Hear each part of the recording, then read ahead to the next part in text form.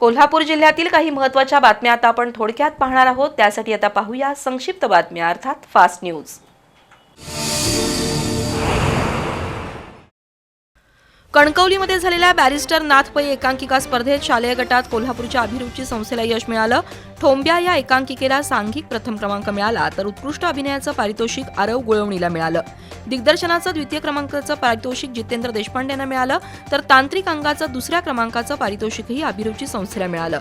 नुकताच कणकवलीमध्ये या स्पर्धेचा बक्षीस वितरण सोहळा पार पडला। रंकाळा खण विकसित करण्यासाठी स्वर्गीय पांडुरंग इंगवले यांनी परिश्रम घेतले। खणीचे भाग्यविधाते अशी त्यांची ओळख होती। त्यांचा जन्मदिन खणीचा वर्धापन दिन म्हणून साजरा केला जातो। या वर्धापन दिनानिमित्त रक्तदान आणि आरोग्य शिबिर घेण्यात आलं। त्यातून सुमारे 50 बॅग रक्त संकलन झालं।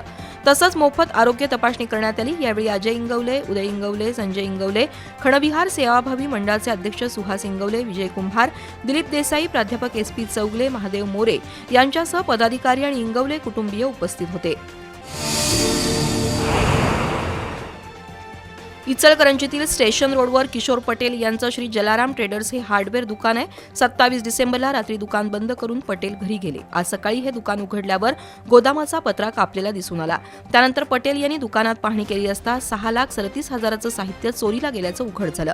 विविध कंपन्यांचे सुमारे 360 लहान मोठे नळ आणि फ्लश कॉक चोरट्यांनी पळवून नेले होते। पोलिसांनी चोरीच्या तपासासाठी श्वान पथक आणि ठसे तज्ञांना पाचारण केलं। जिल्हा परिषद सेवानिवृत्त कर्मचारी समिती, बॅरिस्टर खर्डेकर फाउंडेशन आणि जागर फाउंडेशन यांच्या वतीनं बॅरिस्टर बाळासाहेब खर्डेकर यांची पुण्यतिथी आणि पेन्शनर्स डे असा संयुक्त कार्यक्रम पार पडला। जिल्हा परिषदेचे माजी सदस्य आनंदराव जाधव आणि BM पाटील यांच्या हस्ते प्रतिमा पूजन झालं।